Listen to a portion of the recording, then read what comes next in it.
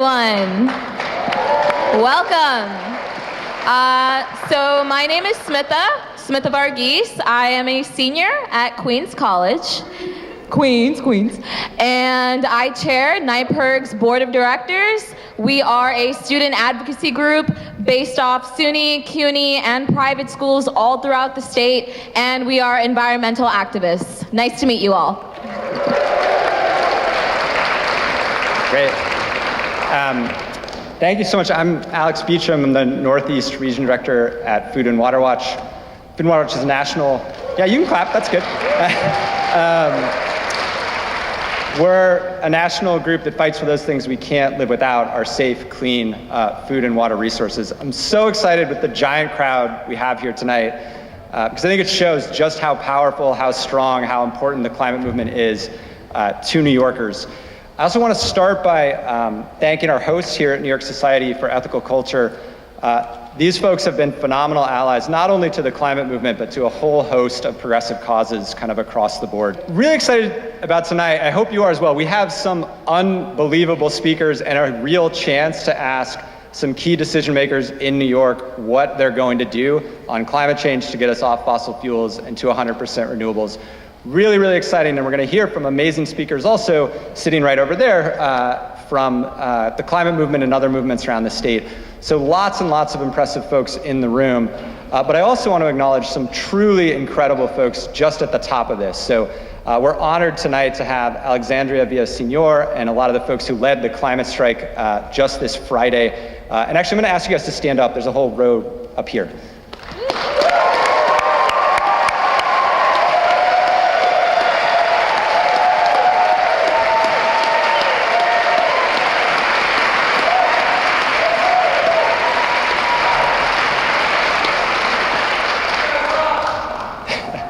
So you can't fake the applause, right? I mean, Smith and I don't get that sort of reception, and for good reason, right? I think what you all did, what happened in New York led by these students and others, what happened around the country and what happened around the globe Friday, I think was incredibly important. And I guess my message to you, or perhaps our messages to you, is that we have your back and we will support you and we will let the students lead the way and want to support you every step of the way, because we know Friday was the start, not the end. So thank you again.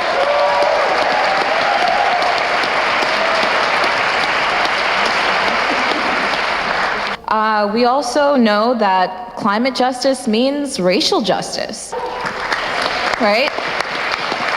This is a multiracial issue, meaning so many of our problems are interlinked.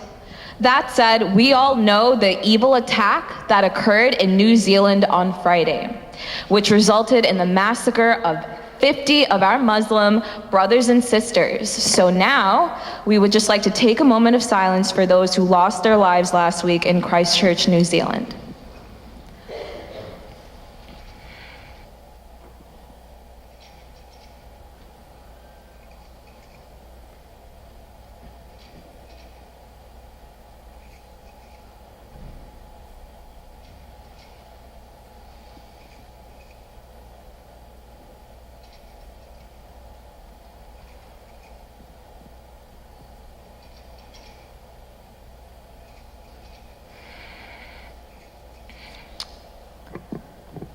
We live in a time where income inequality is at its highest and where our weather keeps getting more unpredictable and more devastating as time goes on.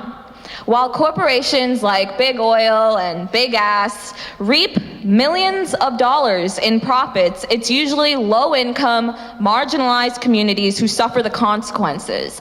It is a fact that minority communities experience disproportionate amounts of pollution compared to other communities. It is a fact that low-income communities are more exposed to environmental hazards and take longer to bounce back from natural disasters. People of color and low-income communities are less responsible for climate change, yet they pay the biggest price. And so we'd like to state from the get-go that climate change is not only an issue of the environment, it is also an issue of justice and human rights. Clearly, we need a solution, and luckily, one has already been proposed, and that is the Green New Deal. We want to stop the climate crisis. Green New Deal. We want to stop the climate crisis while righting the wrongs of inequality, including income inequality and discrimination. Great. So the good news here, right, is we can do this. Transitioning to 100% renewable energy would be the single biggest job creation program the country has ever seen. And these can, should, really must be good union jobs. We can afford to pay for it. We shouldn't fool ourselves. What's more, we have to do this here in New York, right? So there's been an awful lot of talk about a federal Green New Deal. That is extremely exciting. I think the work that Alexandria Ocasio-Cortez and others have done is incredible. Tonight, though, we're really focused on what we can do as a state, what we can do as a city. And the reasons for that are pretty clear, right? Whatever happens federally, we're years away from anything good passing. That's just sort of the reality of where we are. Here in New York, I don't know if you all have noticed, the Republicans control nothing, right?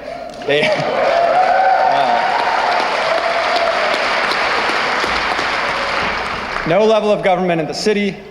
No state level government is controlled by Republicans. And what that means, beyond just being exciting in general, is there are no more excuses on climate change, right? We no longer have some big scary Republican majority in the state Senate to blame literally everything on. That is gone. So there are no more political excuses for our elected officials. We are demanding here tonight and across the board strong action on climate change, real leadership on climate change. Here's the thing, though, even with that political reality, this stuff won't just happen, right? It's going to take all of us taking action. It's going to take organizing block by block, neighborhood by neighborhood, city by city to build a movement too powerful for any of our electeds to ignore. And so I want to thank all of you for coming tonight because this is really the way it happens, right? We need ordinary people coming out demanding change, and I'm very excited to do that with all of you tonight. So that's really what it's about, right? We're here to show our elected officials how big, how powerful, and frankly, how loud the climate movement can be. So I hope you're all, pumped to do that.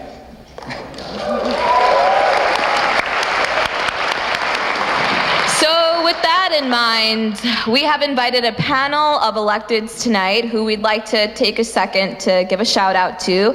Thank all the elected officials who were able to make it tonight. We greatly appreciate their time. And so tonight we're gonna get straight into the meat of how New York State can have a Green New Deal at the state level by focusing on questions that we can ask our elected officials related to 5 main issues.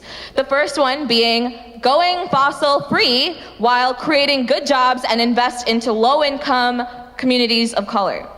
The second one, stopping the Williams pipeline, which is a proposed, stop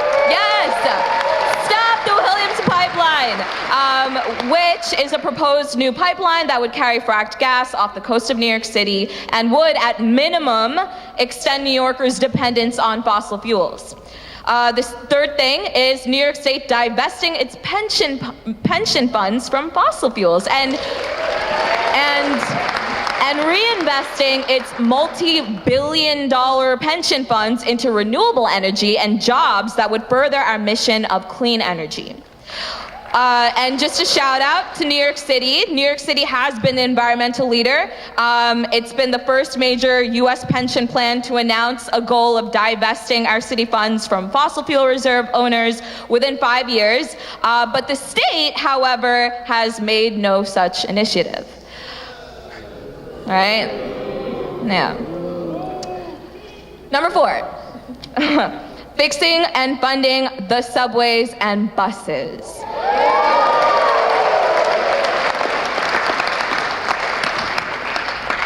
Which would reduce congestion and pollution. Pretty simple.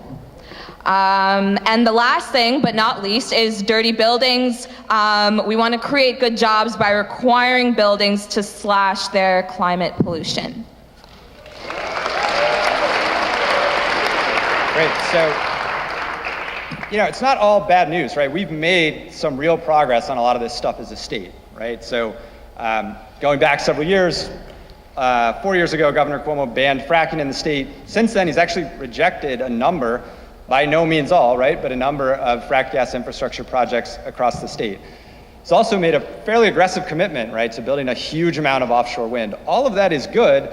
At the same time, here in New York, we've built a whole bunch of frack gas infrastructure, including power plants and pipelines, and as we stand here tonight, we're more reliant on frack gas than we ever have been before. So we stopped the extraction, we're using more of it than we ever have. On the renewable side, although there's been growth, a whopping 5% of our renewable, the whopping 5% of our energy comes from wind and solar. Clearly, that's not enough. We need to do more. We need to go faster.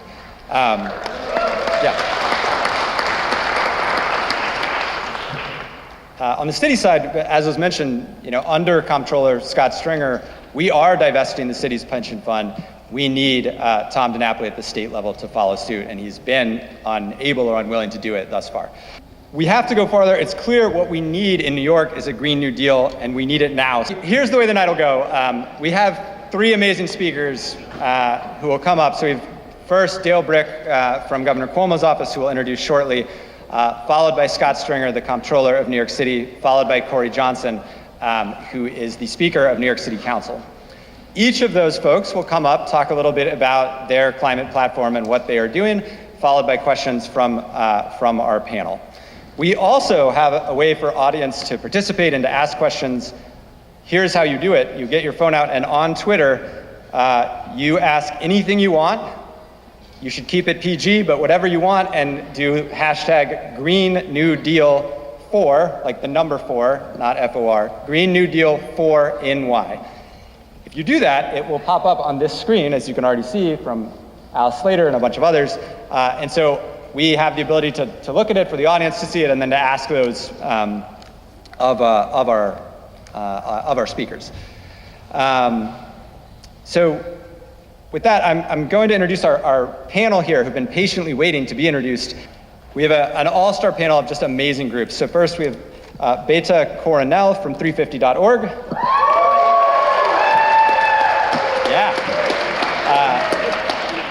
Next to her is Norman Fraser from the New York Communities for Change.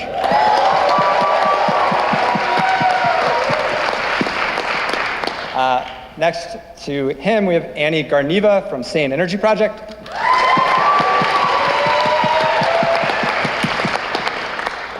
And then Miles Goodrich from Sunrise Movement.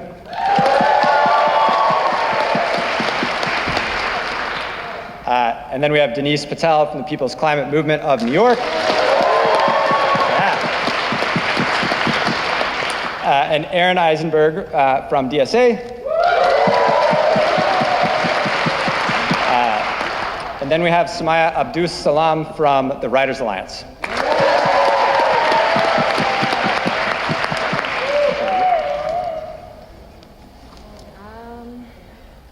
So now I would like to introduce our first elected, Dale Bryk. Dale Bryk is Governor Cuomo's Deputy Secretary for Energy and the Environment. She previously served for years at the Natural Resources Defense Council in a variety of positions, including Chief Planning Officer, Director of Programs, and Director of the Energy and Transportation Program. Throughout her 21 years of NRDC, she worked to develop and implement climate, energy efficiency, renewable energy, and clean transportation policies. She also taught the Environmental Law Clinic at Yale Law School. Before joining NRDC, she practiced corporate law in New York. So thank you, Dale, so much for coming. Unfortunately, the governor was unable to make it here personally, but Dale helps to set environmental policy on the state level. So again, we really appreciate your presence. Give it up for Dale Bryk.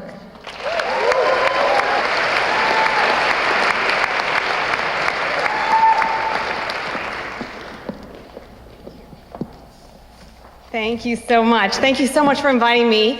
It's so great to see this crowd and this energy. How long have we waited to be in a place where we can really be taking action on climate in New York State. We are definitely poised to adopt the most ambitious package of climate and clean energy policies in the nation.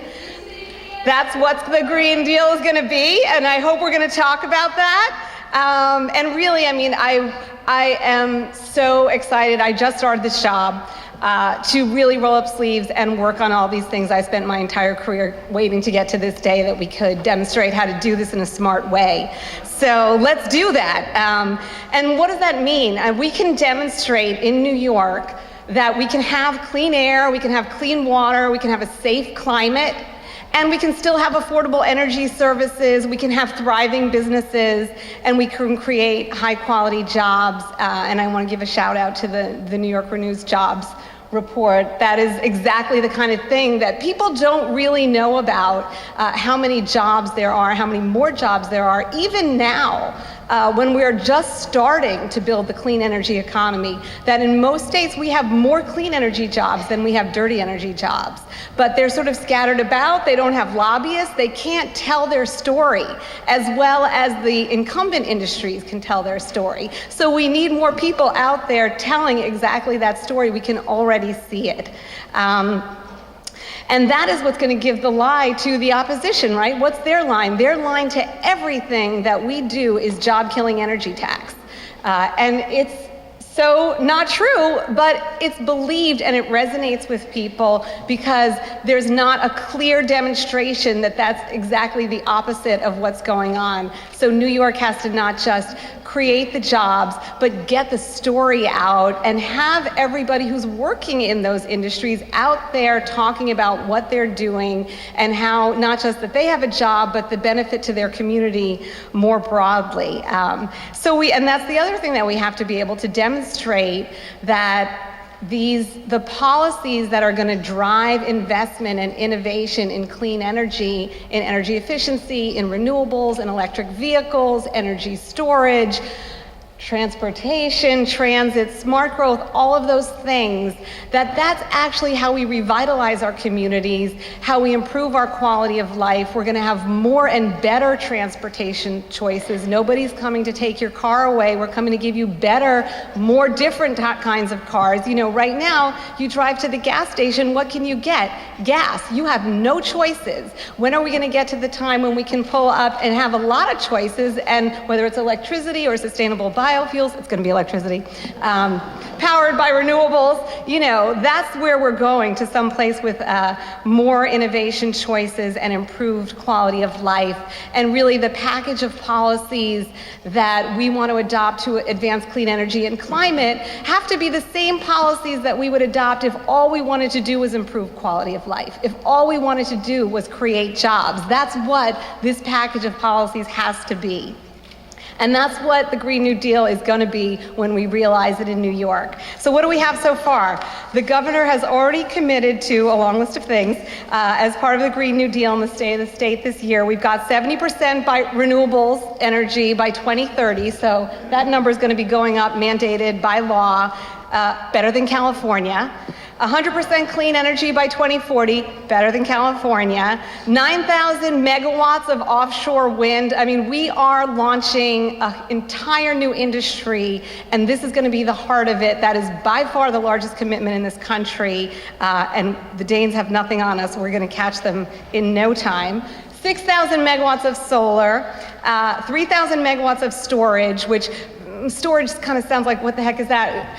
It doesn't sound as glamorous as solar and wind, but that's what we need to balance the intermittency of solar and wind. It's not solar and windy, it's not sunny and windy all the time, but we know, it's not like we don't know how to do this.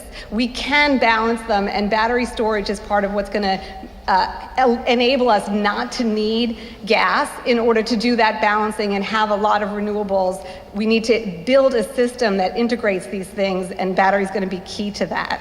And then, of course, we have to build the roadmap to decarbonize the entire economy, not just the power sector. But we really need to get the power sector as the foundation, because if we're going to electrify transportation and we're going to electrify buildings and get all the fossil fuels out of our cars and our homes and still be warm and get around, then we really need to have a clean grid, because that's the basis for everything.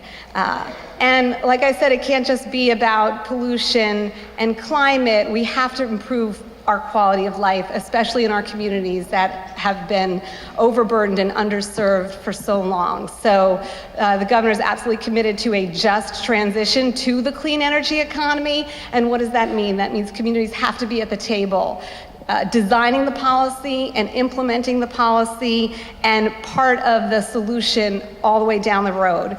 We have to ensure, and that will be part of the way that we ensure, but we have a commitment to make sure that communities are reaping the benefits of jobs, the benefit of efficient housing, and better quality of life. When you go into a home to improve the lighting and the windows and the insulation, you can also make sure that that home is resistant to mold and can have renewable energy and has access to transit and all those other things. So looking at homes holistically to, as I was saying, like improve choices and quality of life. We have to have good wages, so we're committed to prevailing wages for large-scale renewable projects. But I do think one of the biggest challenges that we really have to roll up sleeves and work together on is the transition from where we are now and the jobs that we have now to where we're going, because lots of great new clean energy jobs is not the same jobs. They're not in the same place as the communities who are totally reliant on some of the existing facilities that we have now, which are going to close. And the workers who built those plants that have powered our economy for decades, those communities and those workers need a glide path to new economic opportunities, and that has to be part of what we're building when we deliver the Green New Deal.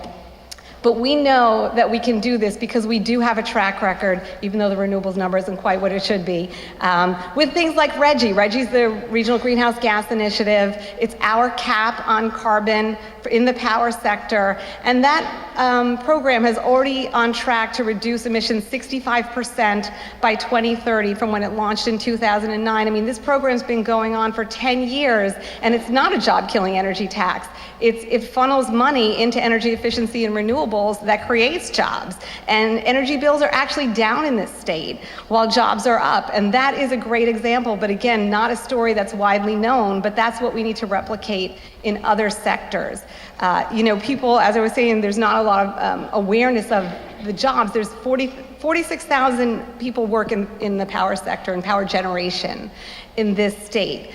4,000 in nuclear, 7,000 in fossil. Wind already has 3,500. We didn't even start the offshore wind industry yet. And solar has over 11,000. So again, it's already the largest, and we're just starting. And that doesn't even account for energy efficiency, which is 123,000 jobs. And when you think of every home, office, shop, factory, changing out the windows, the air conditioning systems, the heating, the lighting, all of those things that actually make our buildings better and create less pollution are plumbers, contractors, building workers of every kind. And that is why that number is 123,000. And honestly, we're not doing everything we need to do on energy efficiency either, especially on the gas side. The other benefit that I think people don't think about that we need to tout more is where our energy dollars go. Right now, a huge percentage of our energy dollars, and this is true in most states, they flow out of state because our power plants are powered by fuel from out of state. Our cars are powered by fuel from out of state. So when we move towards electrifying and we have clean renewable electricity generated in New York, all of those dollars are going to stay in our state, creating economic activity in our local communities. And that's a huge boon to the state. And that is something that a lot of states, I think, can learn from and appreciate and partner with us on. And that's one of the things that I'm most excited about in this position, is not just to to realize the Green New Deal in New York, but to continue to work with not just the New England and the Mid-Atlantic states that we've always worked on, together with on these kinds of issues and where there's a lot more political will to do that, but now we have a huge flock of new states. From Nevada and Colorado, Michigan, Illinois, even Kansas, and of course Pennsylvania, North Carolina. These are states that if they can join with us and do some of these policies and show why they're good in those states, in those economies, that's how you start to flip this whole country. Because those constituents in those states, for those governors and those policies are the same constituents for their congressional delegation. And those congressional delegations will not be able to go to Washington and do what they're doing when their states are powered by a clean energy economy. And New York can help make that happen. Yay! National leadership, thank God. The last thing, I just want to leave you with one famous words that are attributed to Mahatma Gandhi, but apparently he never said them. But I have them on my desk, and I look at them every day, and it says, they say, first they ignore you, then they laugh at you, then they fight you, then you win. And we are going to win.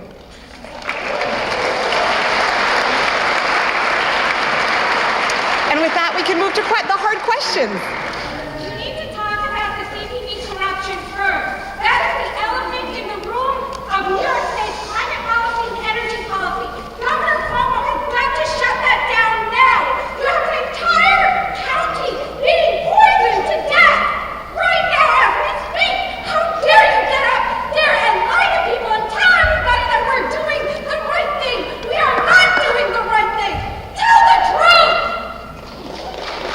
I'm happy to talk to you about that after the session, but out of respect for the other people who are here, I think we should hear what their questions are as well. That is the largest frac gas power plant in the state of New York, serving the second largest consumer of power in the entire world.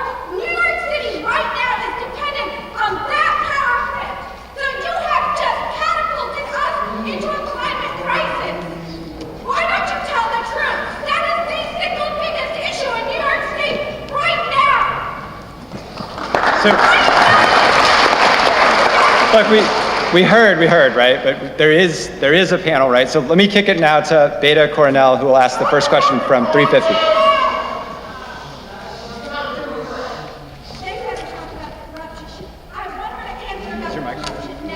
Hello, testing. Yeah. I just want to really thank the participant in the audience for bringing that level of passion, because it just brings into the space this seriousness. We're talking about people's communities and people's homes, people's actual lives. And I'm happy to talk with you about this. I just want to. I'm happy to talk about this with you. I just want to thank you. Yeah, just give me a chance. We're gonna ask some really pointed questions, and I just want to thank you. So again, my name is Beta. I work for 350.org, and I want to thank you again for being here, for giving us your time and really coming to represent Governor Cuomo here tonight. It's not easy.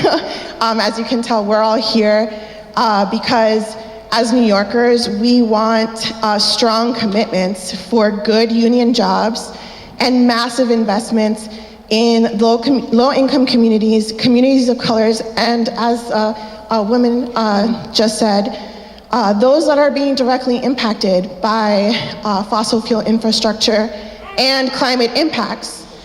And we all need this we need to address those in order to transition our economy and really make the Green New Deal happen in New York. So this is gonna be a little bit of a long question, so bear with me, everyone. I really wanna also thank you for bringing the 70% renewable energy on the electric grid by 2030 and 100% carbon-free by 2040. Those are really ambitious numbers. And like you mentioned, this is specifically for our electrical grid and not necessarily for other sources. You mentioned that getting the electrical grid first is important for everything else. So I think where I'm going with this is that New Yorkers want a bolder plan for what will happen after the electrical grid. Yeah. because New Yorkers understand that emissions and climate pollution actually, the electrical grid is not actually the biggest producer of those. And instead it's actually our buildings, our cars, trucks, and other things. And the fact is that emissions are not dropping fast enough, and they're not dropping from all of the sources we need them to be dropping from. So thank you again for sharing all of those good things. That's one thing. However, we find it a bit disturbing that Governor Cuomo and his administration has also approved permits to build big fracked gas power plants and pipelines, and pretty much effectively locking us into being forced to use fossil fuels in the near future. We're thankful that we have banned fracking in our state. I think we definitely led on that. But building out toxic frack gas projects means that our state policies seem inconsistent. And that means that we're allowing more climate pollution actually than reducing it effectively. So for those of us here tonight, and for New Yorkers across the state, it's a serious contradiction between the governor's ambitious goals and this proposed 70% renewable energy on our electric grid by 2030, while still allowing new fossil fuel infrastructures to be built like the Williams fracked gas pipeline. Thanks. So there are actually some current proposed bills at the state level that require 100% renewable across the economy, not just on the electrical grid, while also halting new pipelines and power plants, creating hundreds of thousands of good union jobs in the process. And the bills that I'm referring to are the Climate and Community Protection Act and the Off Fossil Fuels Act. So this is where my questions come in. Why isn't the governor explicitly supporting legislation to build a Green New Deal for New York that tackles both climate pollution and inequality? And could you address this pretty obvious contradiction that we see in state level policy? Yes, thank you so much for that long question, which has so much good stuff in it. Yeah, thank you for that. I don't think there is anything, there's not a principle or a goal in the CCPA, the Climate Community Protection Act, that we don't support. How do we actually make it happen? Please, come to the table and work with me right now. Like, I am asking, let's all roll up sleeves and make this happen. And if we can't work together and make it happen, then shame on us. Like, we can do this. We can do this. It's on the budget. The governor put the Climate Leadership Act in the budget right now. The CCPA is sitting right there. There is a table. We can pass this as part of the budget right now. But let me just answer your question, because this is a real challenge for us. I don't know if you guys Westchester's not that far away, if you're following what's happening there. We are trying to figure out, and thank you so much for the 350.org report on this, we need to scale up heat pumps, energy efficiency on the gas side, not just the electric side, so that we're reducing, we can have, everyone needs to have heat and hot water, but we can have that in a much, much more efficient way. We can have huge reductions in consumption just with energy efficiency. There's huge potential for heat pumps. It's not your grandmother's heat pump. They're like much more efficient now, and we've got to scale them the way we're scaling solar. But they don't fit in every building. So we're trying to figure out, this is like actually the work that we're doing every day, and we need your analysis, we need your enthusiasm, we need your demand to do it more and faster, but we have to do it. I'm with you, I'm willing. So we have to figure out how to scale up those technologies and get them into everyone's house as quickly as we can, so that we don't need any gas infrastructure. So that is an ongoing challenge that we're working on. The pipeline is under review at the DEC. The DEC's jurisdiction, the DEC, which has already rejected 2 pipelines, this is the 3rd one, they've rejected 2 of them. Their jurisdiction is to look at water quality impacts. And they can reject the pipeline as they've done with 2, but they can be overruled by FERC. Guess who runs FERC? They can be overruled by the Supreme Court. Guess what the Supreme Court looks like now? So what we really have to do is not need that gas. We have to not be the customers, because there's only so much that...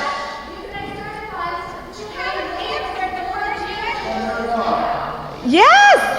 We have to scale up the transition, we have to scale up the workforce and deploy the resources to get those alternatives into building so that we don't need that gas. And that is our challenge, to not be the customers. And that's the decarbonization of the building sector, which is the, front and center. It's the next one. I mean, we have the power sector. We know how to do that. The building sector and the transportation sector are where we have to go now to get those fossil fuels out of those sectors. Yeah. Thanks. Just want to also offer that the report that you referenced, co-written by 350.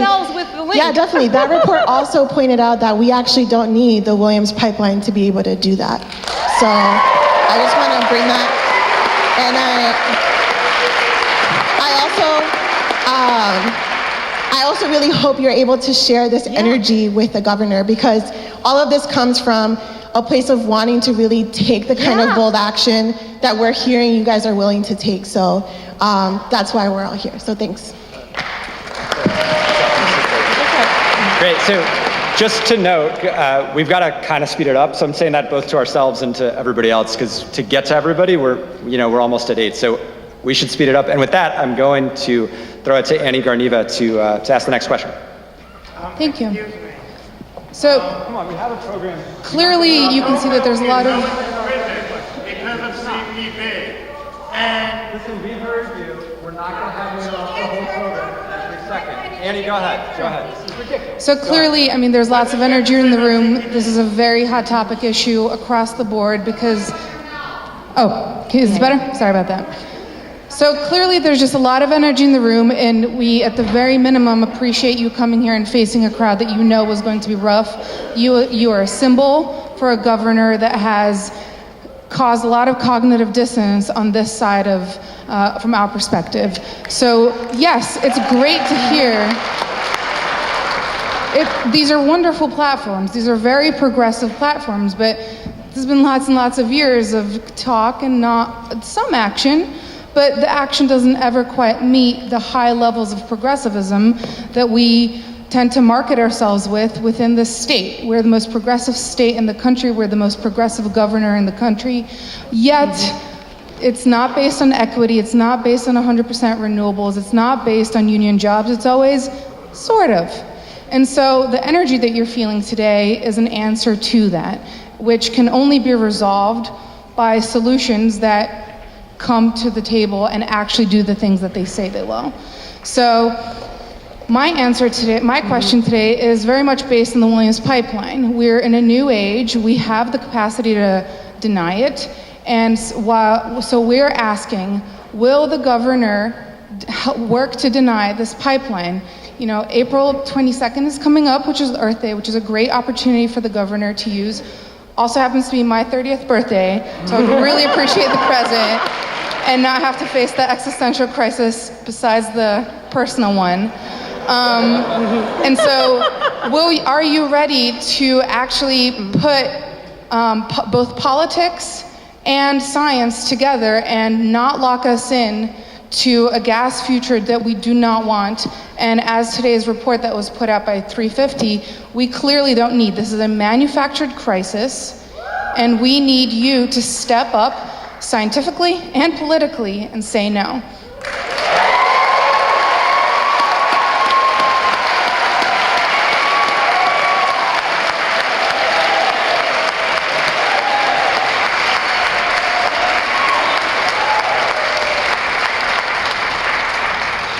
So thank you for that. And we're going to need that to do that. I mean, I work on this every day. This is what I'm doing every day. And it is just about what I was saying. Like, are you utilities investing in every penny of cost-effective energy efficiency, every place in the state? Because this is coming to every place in the state.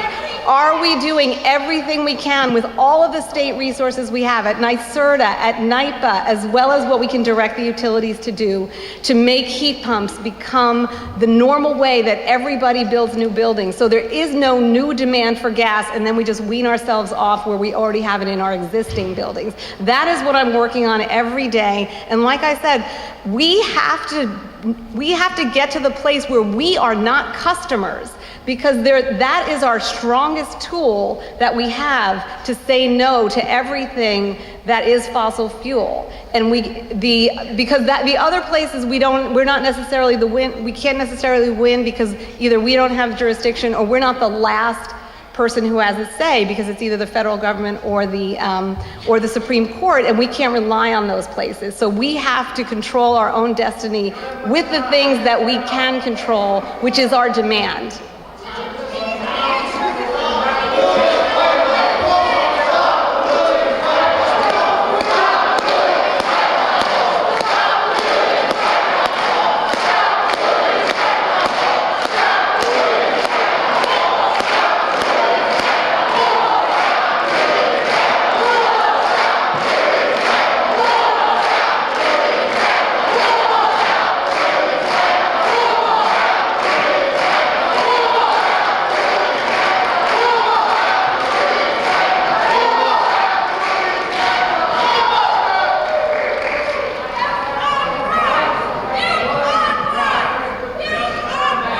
Thank you. I'm working on it. Okay. My name's Aaron Eisenberg, and I'm with New York City DSA. We know the governor has said that he supports divesting the state's pension funds from fossil fuels, and we support that. Divestment. Yeah, we're talking about divestment. And we're happy to hear that he said he's taking action on the $40 billion.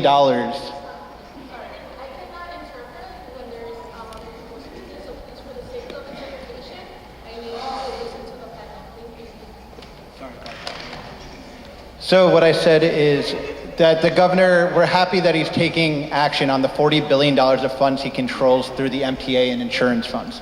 That'll make a big difference. But unfortunately, as you know, Comptroller DiNapoli, who's not here with us today, is a sole pension fund trustee. And he's made it explicitly clear that he doesn't support divestment. He said it in the press everywhere. And we know if New York divested 10 years ago, the pension fund would be $22 billion richer today. Mm-hmm. Sadly, DiNapoli has continued to abdicate on both his fiduciary and moral responsibilities as comptroller. And the state's public pension fund have $13 billion of taxpayer money invested in fossil fuel company today. Due to his intransigence and refusal to act, Senator Kruger and Assemblymember Ortiz have stepped up in the New York State Legislature proposing legislation to require responsible divestment for New York State. So my question is, with the governor supporting divestment in the MTA and insurance fund, will he step up and pass this bill for divestment of New York State's pension funds from the Liz Kruger and Assemblymember Ortiz bill?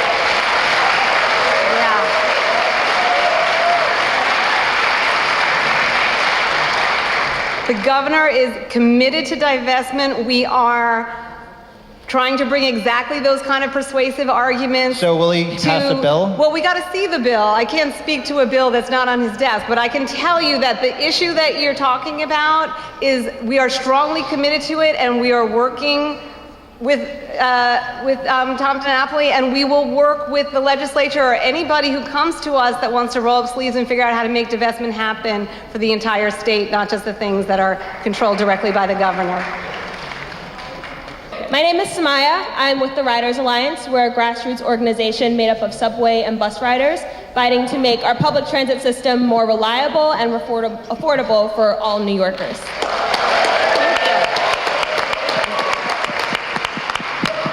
So So as I'm sure you know, as I'm sure everyone here in this room knows, our public transit system is in crisis. Our subways are in crisis. The infrastructure is literally crumbling.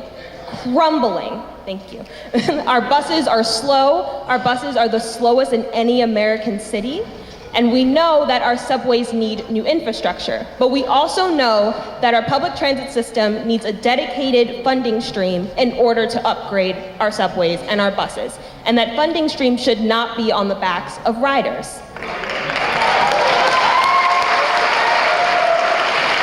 So we support congestion pricing. We support congestion pricing, and for folks today who want to help us pass congestion pricing, there's something that you can do. It's very quick. You can text DELAY to 52886 to call your local assembly member, state senator, and tell them that we need congestion pricing now. We need to fix the subways now. And we know that congestion pricing will raise enough money, it will start to raise enough money to fix the subways. We know that it'll reduce traffic. We know that it'll also cut greenhouse gases, right?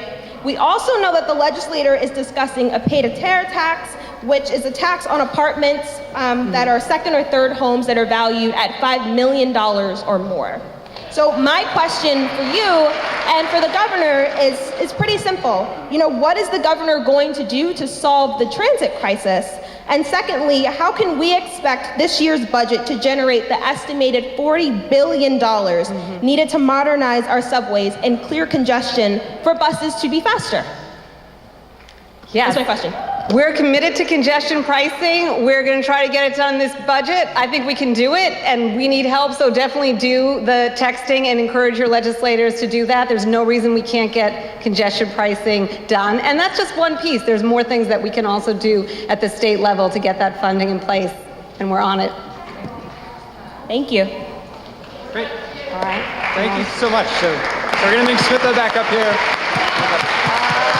Now, Tom DiNapoli, our state comptroller, couldn't make it tonight. He said that there was a scheduling conflict, but we're actually not really sure if that's the case. We did check his public calendar and it was pretty free. So we're rolling out an empty chair. It's symbolic for Mr. DiNapoli to sit on. But I think that if we're loud enough, he might be able to hear us from wherever the heck he is. So I just want to do a quick chant. This half of the room, shout DiNapoli. This half of the room, shout divest. We're going to do that twice. Ready? DiNapoli! Divest! DiNapoli! Divest! He should be here, right? We're honored now to be joined by Cecil Corbin-Mark from WEACT, who's there at the end. Yeah, give it up for Cecil. I also want to talk a little bit about the art on the walls. So you might notice there's projections on both sides here. This is actually from a really amazing art project that started last week. Kata Romo from 350.org and others had an art build. Yeah, give it up for Kata. What's cool about this, right, is these are folks who geotagged a place, right, like Reese Beach. The image came up, they then traced it on their phone and then are projecting it now on the wall. What's great about this is it's ongoing, right? So we did it around this event in New York City. We're doing a bunch of these events around the state with different elected officials, and in all of those regions, we'll have this art project where folks go in and find a place that's under threat from climate change that they want to protect and put it on the walls. So I wanted to acknowledge that and maybe give a round of applause for the amazing art, the banner as well. We have this big campaign to stop fracked gas infrastructure all over the state.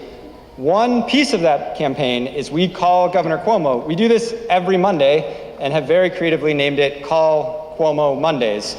Every Monday, a different project, always urging him to reject fossil fuel projects across the board and urging him to move to 100% renewables. Over 12,000 people have done this, 12,000 calls to the governor. We are going to keep doing it every Monday. As you know, though, you will not remember this little speech on Monday and pick up your phone and call Governor Cuomo. That's fine. What you can do right now is get a text reminder, and here is how you do it. So if you take out your phones, I'm going to do it myself so I don't say this too fast. And you put a text message, and in the to field, you write this number, 69866. So in the to field, 69866, and you type this message, GND, the number 4 NY, GND like Green New Deal, GND number 4 NY. So with that, we're gonna keep it moving. We're moving a little behind, as I mentioned. I'm now, though, really excited to introduce our second speaker, New York City Comptroller Scott Stringer. Yeah, give it up. You know, a lot of us in the climate movement have known Scott Stringer for a long time. The Comptroller is a true environmental champion going back years and years. He is divesting New York City's pension fund from fossil fuels. But his record goes back way before that, right? So quite literally, Scott Stringer was against fracking before it was cool to be against fracking. He was fighting there with us years ago as borough president, urging the governor to ban it. A true environmental hero. I'm honored now to introduce Scott Stringer.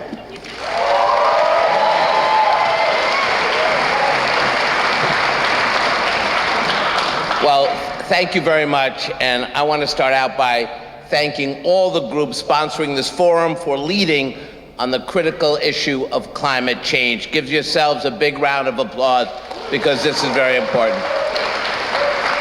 So we can say for certain tonight that global warming is on a rapid timetable. It's playing out all over the world. Ice caps are melting, superstorms are brewing. We've seen a tremendous loss of life from rising temperatures and sea levels. This is an urgency to an amazing challenge unlike anything we face as a people.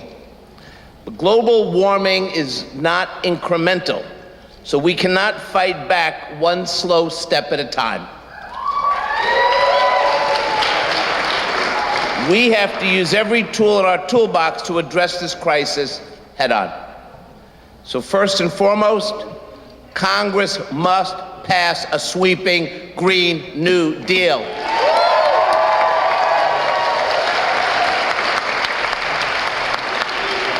And I want to thank Congresswoman Ocasio-Cortez for introducing an ambitious, visionary proposal.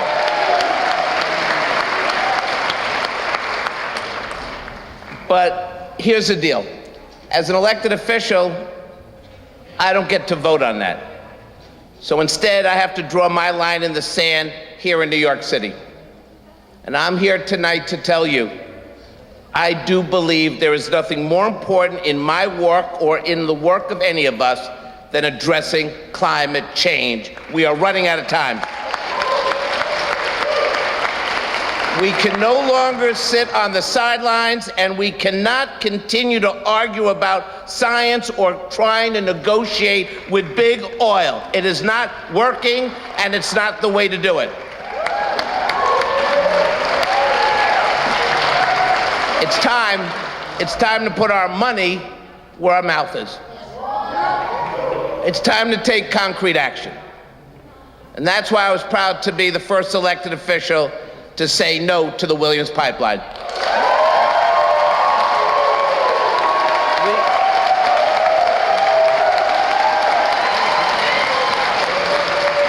We do not need $1 billion pipeline that will rip up our communities just to transfer frack gas through an outdated system. We don't need it, we don't want it, end of discussion.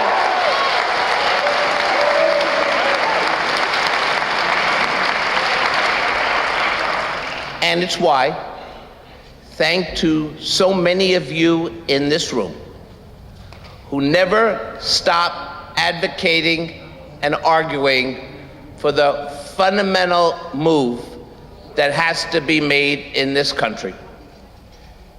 We are now positioned and working towards the city's $200 billion pension fund to make real change.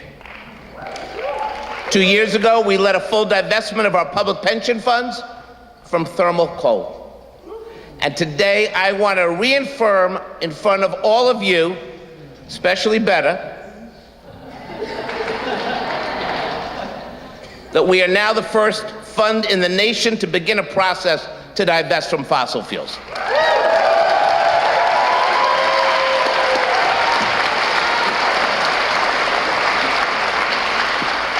But I want you to know we have an update. Our requests for proposals are now out. We are hearing back from incredible experts, and we are taking concrete steps toward this goal every single day. We believe that if we can do it in New York City, we can create a chain reaction around the country in public pension funds and send a message through the UN, which we will do in the spring, that this divestment is possible worldwide. That is what Exxon will understand. Thank you. But our action is not just about divestment. It's also about investment. And that is why we are doubling our investments in climate solutions like green energy, pollution prevention, and a sustainable infrastructure. That is also what we're doing, and it's equally important. We have to believe in something while we're pulling out of something else. And I do call on the mayor to join me in creating a green bond investment strategy which can help us replace outdated fossil fuel infrastructure with green renewable energy.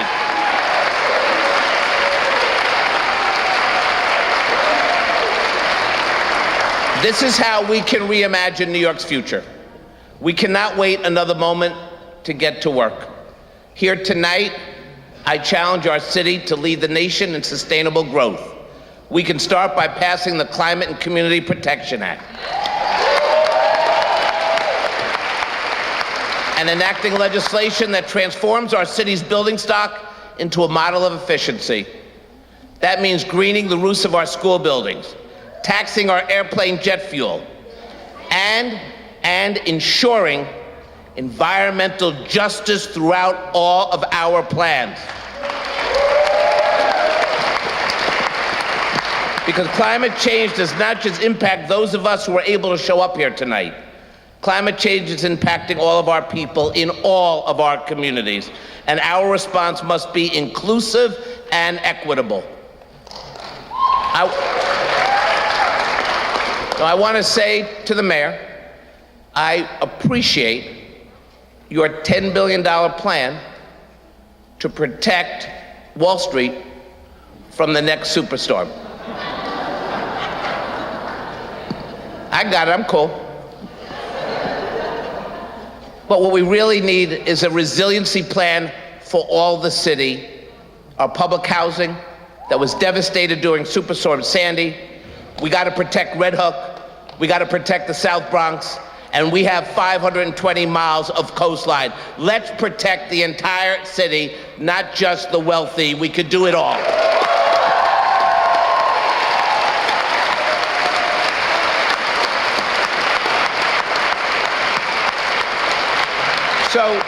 So we have a long way to go, but there's energy in this room tonight.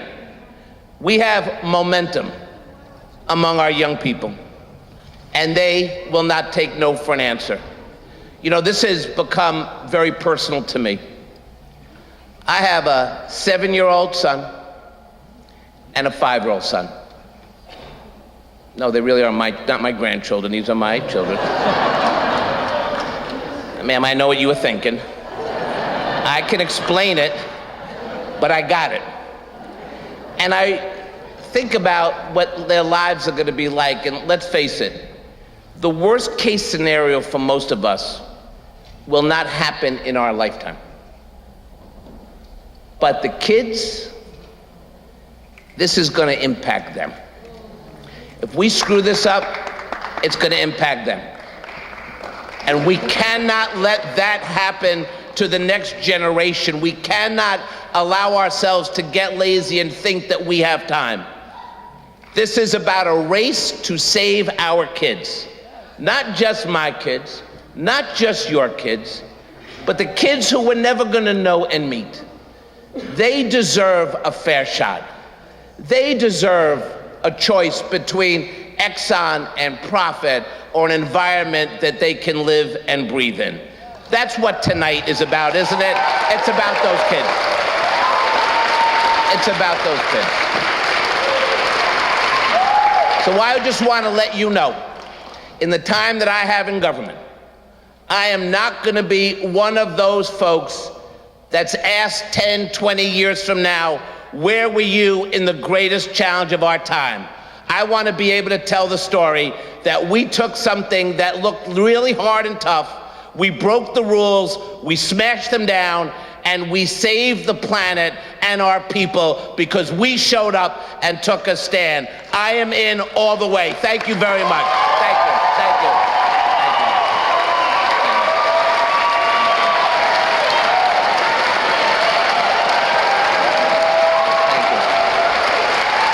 Thank you. Thank you, sweetie. Thank you. Thank you. Thank you. Thank you, Scott Springer, Comptroller. Thank you very much. Thank you for making New York City a global leading on divestment. Could you please talk about moving New York City off fossil fuels, about creating union jobs and making sure the community of color aren't left behind? And particularly, how would you do seeing New York City shutting down all fossil fuel power plants, moving to 100% renewable energy?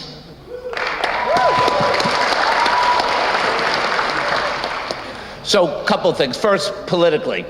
I remember when a lot of us started the fight to kill the drill, right? And that was to stop fracking in New York State.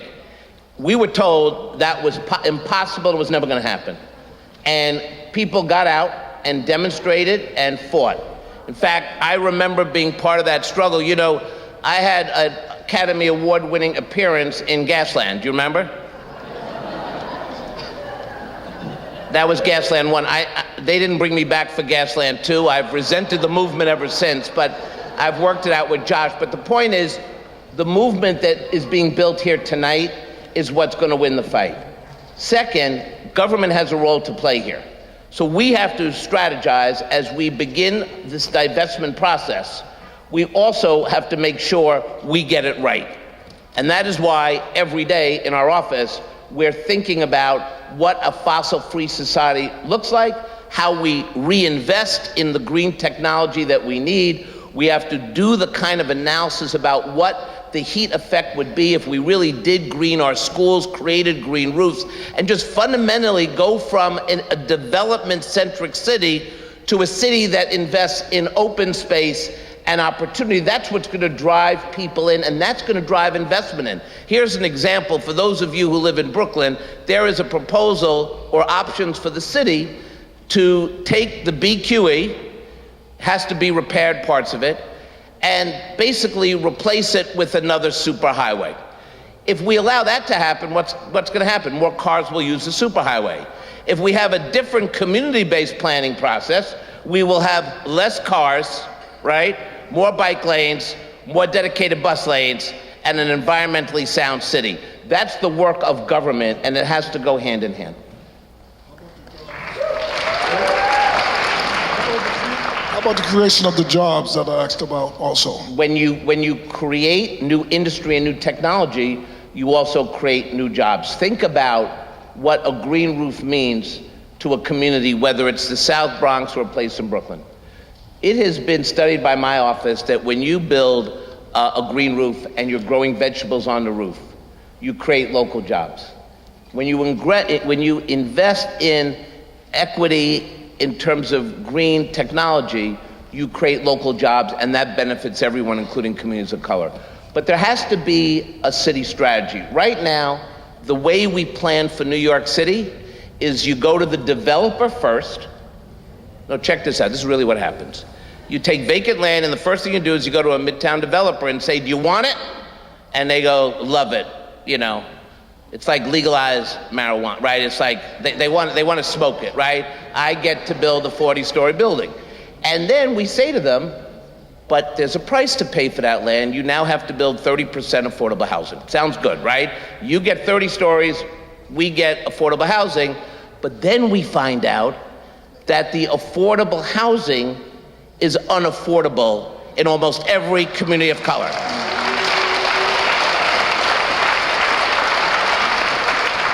So we got to stop rezoning, and we got to start investing by giving our vacant property over to nonprofit, community-based organizations that know how to do this work.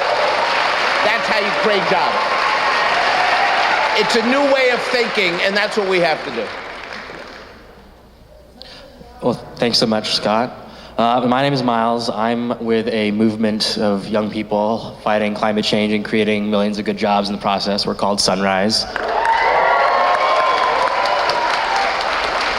And you know, I really appreciate the fire and the commitment you bring to this issue, Scott, but it's pretty clear that the governor does not. I think that the crowd really doesn't need any explanation of that. So I'm gonna ask you tonight, Scott, will you call on the governor to tell him to oppose the Williams pipeline? Call him or call on him? Either, both. Yes. All right, thank you.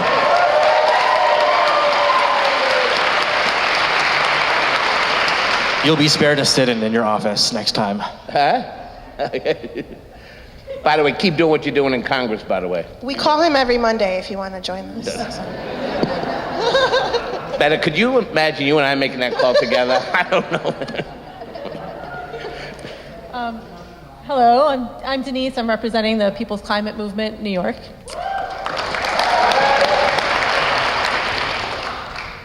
First, I want to thank you so much for the commitment to divestment and investment. We know that there are folks from New York City and from the mayor's office in London today spreading the word about divestment and investment, and we wouldn't have been able to even be at that point if you hadn't led on the issue yourself. Thank you. So thank you so much for doing that. Thank you. And we're really looking forward to hearing more about the work that you'll be doing at the UN as well. So thank you so much for that.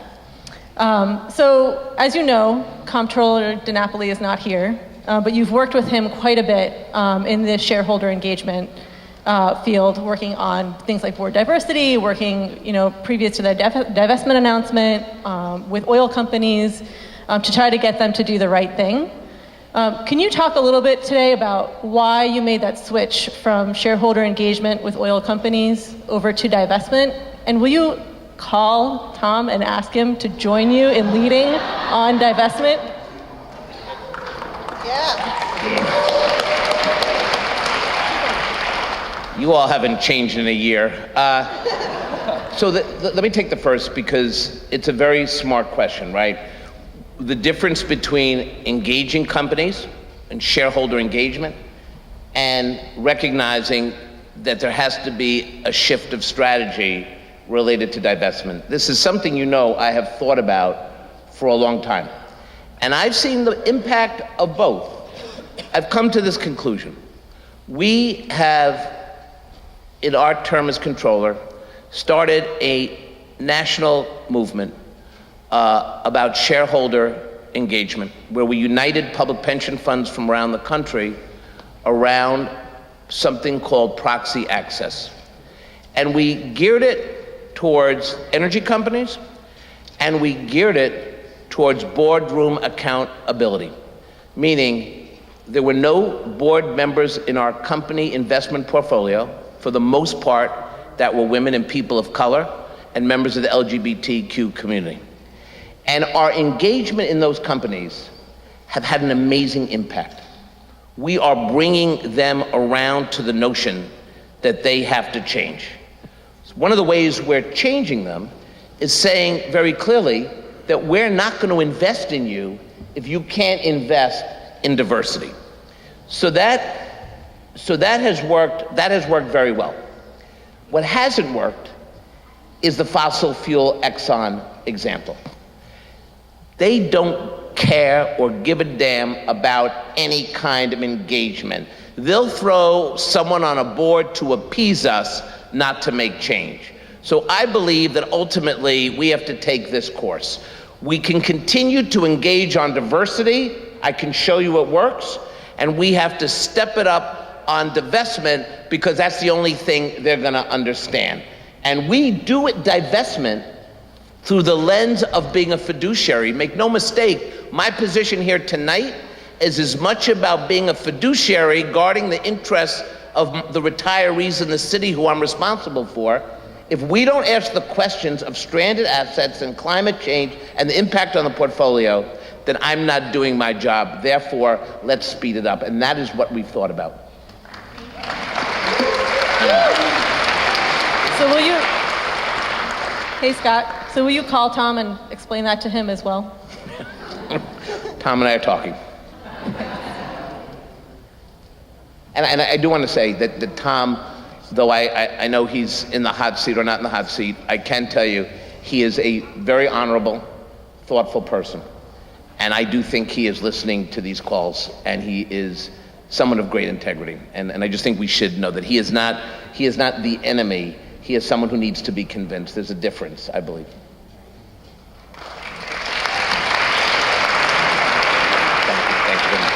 Thank you, everybody. Great to be here. So, thank you so much. Give it up again for Comptroller Scott Stringer. With that, I'm going to bring Smitha back up here to introduce our last and final speaker, Corey Johnson, but I'll turn it over to Smitha.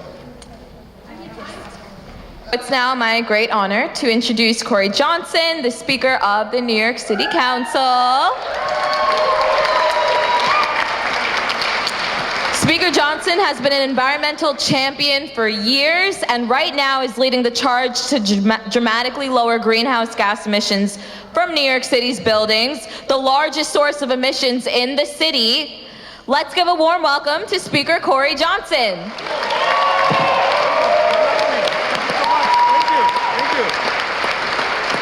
What a crowd, what a night. Hello everyone, I want to really thank you all for having me tonight. Thank you for organizing this very important event. As you all know, we're here to talk about the Green New Deal, which means we're here to talk about saying no to fracking, saying no to pipelines, saying yes to 100% renewable energy, saying yes to green jobs, saying yes to environmental justice, saying yes to racial justice, saying yes to compassion, saying yes to science, and saying yes to a solution that works for all communities instead of just big oil and wealthy 1%ers. This is the fight of our times. I am in it, and I know all of you are in it as well, and that is why you are here and why we are here. You are here because we are literally, with no exaggeration, in the midst of an existential crisis for our city, our country, and our entire planet. You're here because we have a climate denier in chief who is more worried about profit margins than rising sea levels, and you're here because we have to act.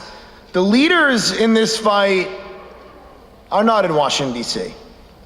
The leaders in this fight are in local governments across our country, and nowhere more so, I believe, than in New York City.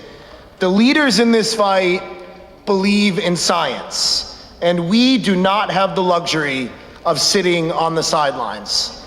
Every single day, the news about our planet gets worse and worse and worse, and is scarier and scarier and scarier. But you know what else I think is happening every day as well? I try to be the eternal optimist. More and more people are joining this fight. More and more people are being activated. More and more people are getting engaged and involved and putting themselves on the line.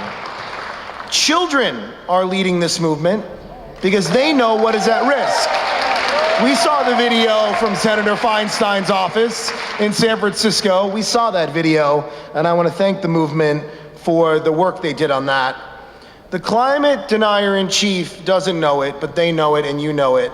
And those children inspire me. And you here tonight on a Wednesday night after a long day at work, you all inspire me. You inspire me, and I promise you that I will continue to work for the future of our city, and I'll continue to do it for us and for our children and for our grandchildren. So I'm gonna quickly go through what I've actually been working on, and I wanna leave enough time, of course, for questions. Number one, at the council, we are tackling buildings emissions, which are responsible for 70% of the city's greenhouse gas emissions. We passed a bill last year, requiring that all city-owned buildings be powered by green energy sources by 2050. Every building needs to be totally powered by green energy by 2050. And we are about to pass another bill, which many of you have been deeply, actively engaged in and involved in, led by my dear friend, an amazing council member from Queens, Councilmember Costa Constantinides. Introduction, yes, he deserves a big round of applause. Introduction 1253.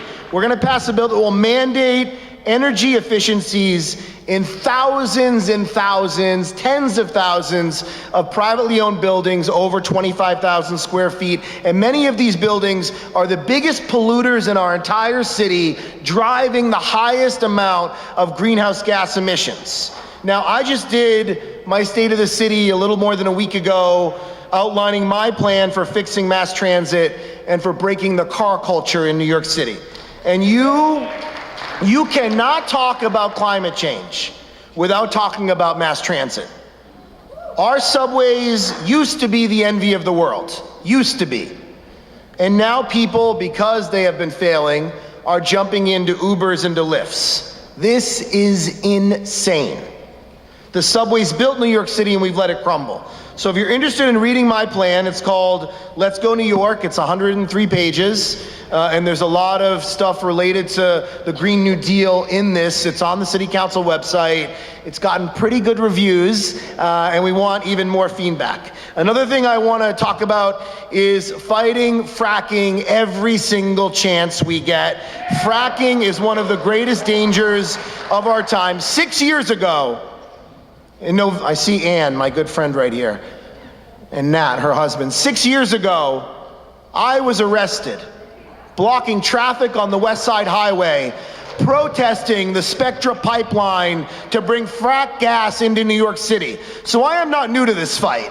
I'm not standing or showing up here tonight because suddenly the Green New Deal is in our wider conscious lexicon as a city. 6 years ago, a week before the general election where I was about to be elected as a city council member, I got arrested with about 15 other environmental champions and activists blocking traffic on the West Side Highway to bring a level of consciousness to how bad and evil fracking is for our country, for our planet, and for our city. And that means we must stop the Williams pipeline immediately. It must be turned down.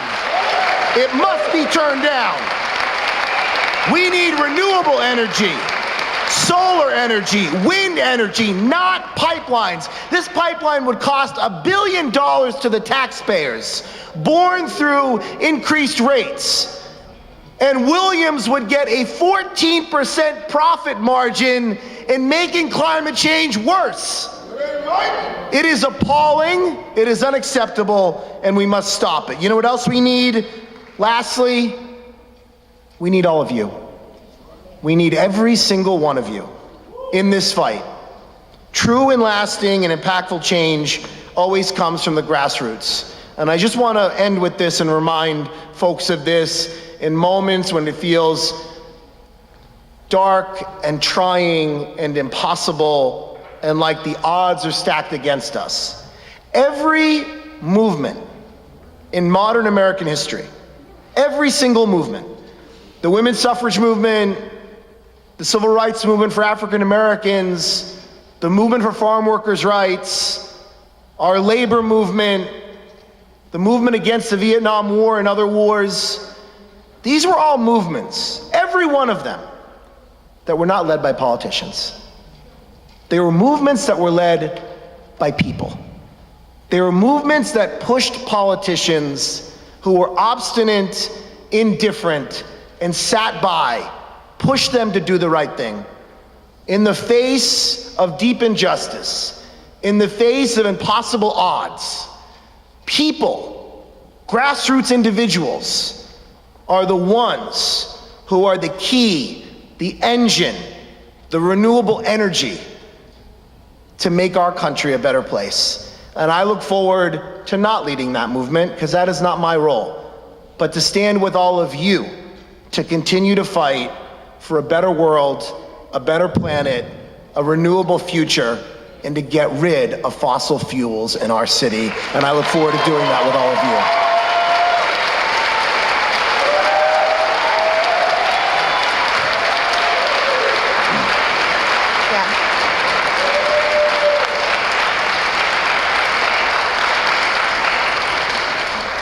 Thank you for fighting alongside us back then and for still fighting alongside us. And also thank you for your leadership on the dirty buildings legislation. We really want to thank you for putting yourself out there and helping us make that a reality here in the city. Could you speak a little bit more about what else we would be able to do to move New York City off of fossil fuels while creating the union jobs we need that would ultimately make sure that our communities most impacted, communities of color, low income, are not left behind? And in particular, how do you propose supporting the closure of 24 power plants in New York to help us in that transition and move us towards 100% renewable? First of all, I want to thank you for inviting me here tonight. And I think one of the things that we need to do is we need to, in every decision we make as a city government, we need to invest in renewable infrastructure. And we have to, going forward, in every instance, mandate green technologies. And that means mandating geothermal. That means mandating solar. That means mandating wind. That means greening our city's way too big vehicle fleet. We need to, in this plan that I waved around, in this plan, I call on cutting the city's vehicle fleet by 50% and cutting down on cars in New York City that the city owns and runs. So I think those are key things that we have to do to move away from renewables. I'm not getting into all the nitty gritty, many of you know it, but the bill that we're proposing that I think is gonna be moved and passed in the next month calls for a 40% reduction in greenhouse gas emissions by 2030 and an 80% reduction by 2050. We need, in a deep way, to decarbonize our culture and our city. And so any way that we can do that, we have to explore that. That involves our power plants as well. And sadly, though not surprisingly, whether it is waste transfer facilities or power plants or other dirty facilities, they have been cited year after year, decade after decade in low-income communities of color. So this is an environmental justice issue. This is a racial justice issue. And we just passed last year, in my time as speaker, my first year as speaker, there was a bill that had been stagnant for almost a decade on the level of waste transfer that can go into 3 places across the city, the South Bronx, Southeast Queens, and North Brooklyn. 10 years the bill didn't move. 10 years, people were afraid to stand up to the waste carting industry, which are polluting our streets. And in my first 7 months as speaker, we moved that bill for environmental justice for communities of color all across New York City. So there are a variety of things that we need to do. I'm on board for any of it. So whatever I can do to be helpful, whatever I can do that's based on data and science, I stand ready, willing, and excited to do that work with all of you.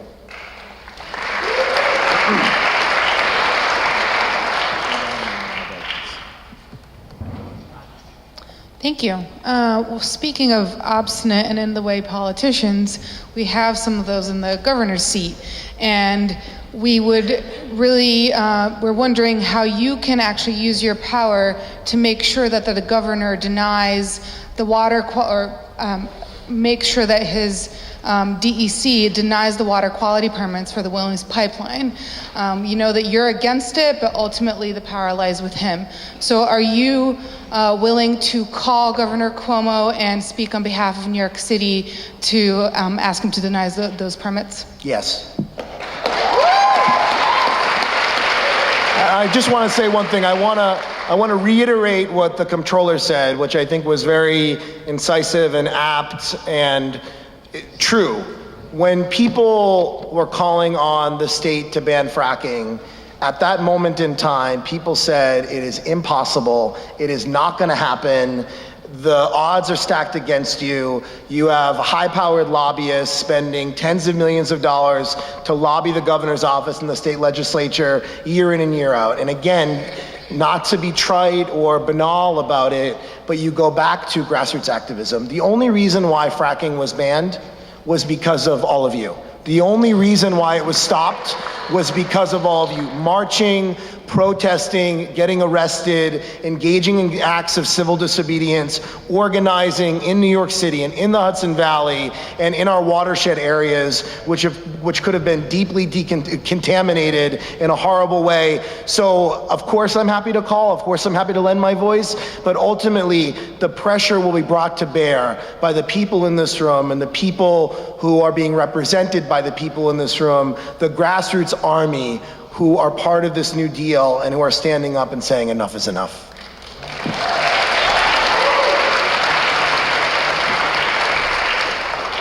We want to thank you again for your leadership on the very critical piece of legislation, which we affectionately call the Dirty Buildings legislation. We call that a Green New Deal for New York because it creates good paying, sustainable jobs while addressing the climate crisis. And I want to thank you again for affirming that it's going to be passed hopefully in about a month. Before Earth Day. Before Earth Day. And we also want to make sure that we do acknowledge Council members Constantinides' the best. leadership on that as well. He's been great He's on the a lot best. of issues as well as you. And so thank you again for that. Oh, apparently folks can't hear me, sorry. So we know a couple of things. One, that bill aims directly at really large buildings. Yes. So what's the plan moving forward to, one, make sure that program is very successful citywide, and two, what are we going to do about the small buildings following that? I'm glad you asked it. It's a super important question. And I know we don't have much time, but before I answer those two pieces, I just want to say one thing. And again, this bill wasn't my idea. This bill has been around for a long time, and I want to acknowledge the people, the activists who really made this bill possible in conjunction with Councilmember Constantinides. But I should say, and I'm not trying to pat myself on the back, I'm trying to pat collectively all of us on the back, when we do this, we will be doing something literally groundbreaking for not the entire country, the entire world. We will be passing something that no other major municipality around not just the United States of America, but around the entire globe has passed. So we will be setting the stage, laying the table, and showing other cities and other counties and other municipalities and other states that if New York City can do it, the rest of you better get on board and do it as well. So I'm excited for that moment. On the two questions, on the second part, on the smaller buildings, this has been a real struggle in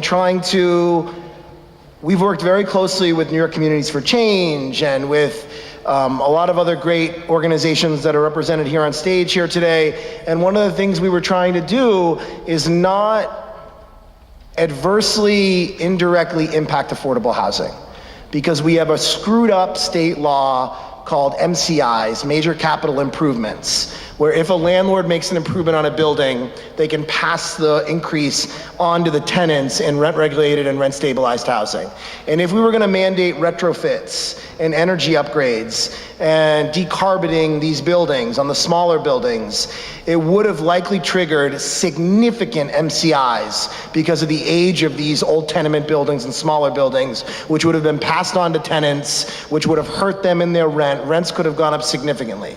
So what we're attempting to do is, the state legislature and the Speaker of the Assembly, Carl Hastie, tweeted, I think less than a week ago, that after the budget is adopted on April 1st, which they need to include the CCPA in the budget, and once they do that, the state's gonna be looking at the renewal of our rent laws. And when they look at the renewal of our rent laws, there are many things they have to look at, but one of the major things that they're looking at reforming is MCIs. And now MCIs get passed on to individual tenants. And we need to fix that, which will mean then we can come back after we pass this bill before Earth Day and then revisit bills that are under 25,000 square feet to capture hopefully all buildings in New York City in a way that is not going to adversely impact affordable housing residents and tenants in these buildings. And what was the first part of your question? I apologize for forgetting. I asked about the smaller buildings, and then I also asked how are you working to ensure that the program will be very successful? So the bill also creates an Office of Building Energy and Emissions Performance inside the city's Department of Buildings, and that will implement and monitor building by building the policies that affect energy consumption, greenhouse gas emissions, and it will be measuring all of these future mandates we put on. So it's not just, we're gonna actually create a new office that will track building by building how they are living up to the new mandates upon them. And again, this bill, you all have been part of it. It's been a journey for 5 years now, and I think we're in a pretty good place where as a coalition, everyone feels good about where we are.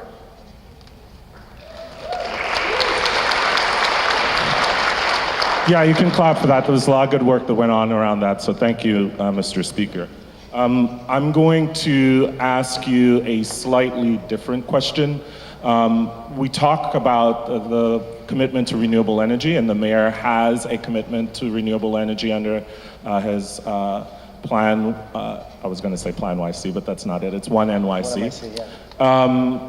There are schools in our neighborhoods that are supposed to be going renewable. Yes. And one of the concerns that many of us in EJ organizations like mine, We Act for Environmental Justice, and many other EJ organizations across the city have as a concern is that those buildings, those school buildings that could get renewable energy or should get renewable energy under the plan, have no real provisions for really employing people from the local communities to put those panels up. Our organization has a worker training program where we are training people to put panels up on affordable housing, but we're also concerned about training people and then the opportunities are not open to them. So part one of this question is, can we think about and what can the council do that helps advance that kind of opportunity for people in our communities to both access this green new industry and also to help our communities go down? And that's part one. And then part two is simpler. Indian Point is set to be shut down. Thank God. And that means, and yes, very good thing. We don't want that kind of energy being produced just 25 miles from the city's borders. But what could we do with Rikers Island around putting solar panels up on Rikers Island to help deal with offsetting some of the loss of the 25% of power that Indian Point provides to the city? And can you make a commitment to us that you will help move a bill in the city council that allows solar panels to be used on a lot of Rikers Island?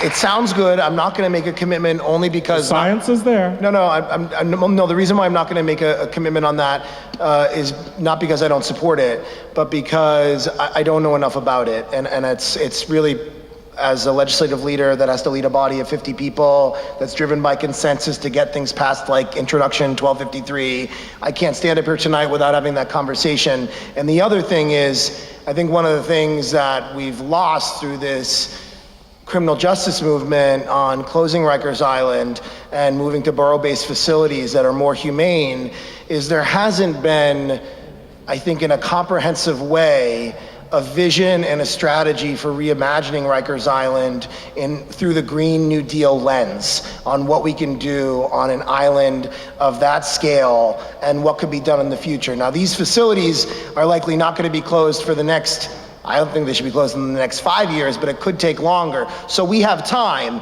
In the meantime, if there's a way to get solar panels on Rikers Island, on the current existing buildings that are there, it sounds good to me. But I don't want to stand up here tonight without having all the information. But you can see where my heart is. You can see where my values are. You can see how I've come at these issues. And so if it makes sense, I'm there. So that's on that question. On the second question, on the first question that you asked, one of the things that we've run into, and this is not me trying to use legal jargon or gobbledygook in any way, but local hiring stuff is very difficult when it comes to what's allowed, legally what we're allowed to do as a city. And there are very strict provisions on legally what we can mandate when we are creating jobs, when we're incentivizing jobs. You know, community benefit agreements that have been agreed to in the past haven't held up in court that have include local hiring requirements. And so we always have to be very creative. I think the thing that we need to do, though, whether or not we can legally abide by it, is we need to create education programs. We need to create training programs. We need to create apprenticeship programs. We need to invest literally billions of dollars, because you cannot have a Green New Deal unless you have a green new workforce to work on that deal. You cannot retrofit buildings unless you have architects and engineers and trade unionists and construction workers and folks that have been trained to do that type of work. And so if the city's gonna talk about retrofits, if the city's gonna talk about moving away from carbon and creating new energy efficiencies and mandates, they need to literally, on a simultaneous track, be doing workforce training for communities all across New York City to learn the skill sets to do these type of jobs. And I believe that the mayor and the city council need to start to work with organizations, community nonprofits, building trades unions, to come up with a track of individuals to get into this work, so when we are ready to hit go, you have the workers necessary to get the work done, because it's going to be a lot of work. It's tens of thousands of buildings, and we need a trained workforce to do that work. Thank you. Okay. I just want to finish with this. I know it's been a late night and we have to go. I just want to end with this. We need to break the car culture in New York City. Cars have ruled the road for far too long. We need to build more bus lanes. We need to build more bike lanes. We need to build more pedestrian space. We are the greatest city in the world. We are the city that built the Empire State Building in a year and a half. We are the city of the Statue of Liberty in our harbor holding that torch. We are the city where 40% of the people who live here were not born in the United States of America, but came here with dreams and aspirations for themselves and for their families. We are the city of the lemon ice king of Corona. We are the city that gave the world J-Lo and Barbara Streisand and Mos Def. We are the city that is gonna lead on fighting back against climate change. We are the city that will break the car culture. We are the city that will green our buildings. We are the city that will lead the way into the future and not engage in NIMBYism when the future of our planet is at stake with an existential threat. And we are the city that will do that with all of you. I look forward to doing that work together. Thank you all very much.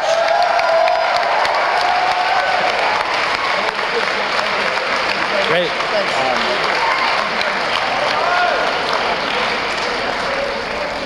Thank you so much, Speaker Johnson. Thanks to all the speakers. On all of your seats, there is a sheet of paper that has a bunch of next steps.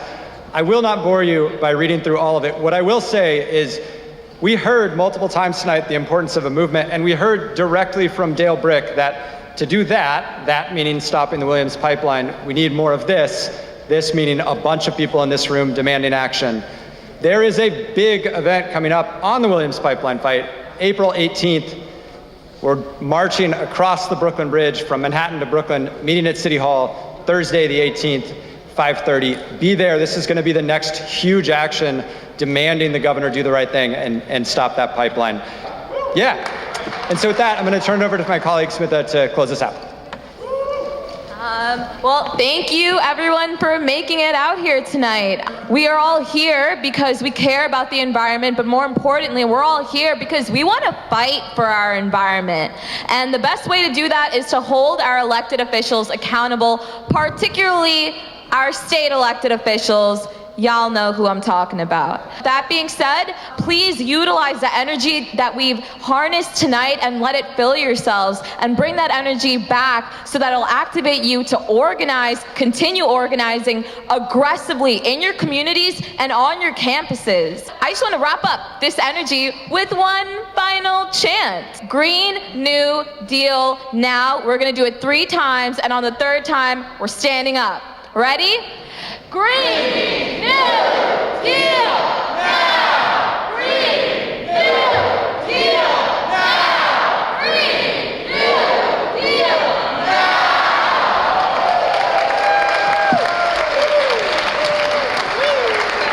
Thank you all. Good night.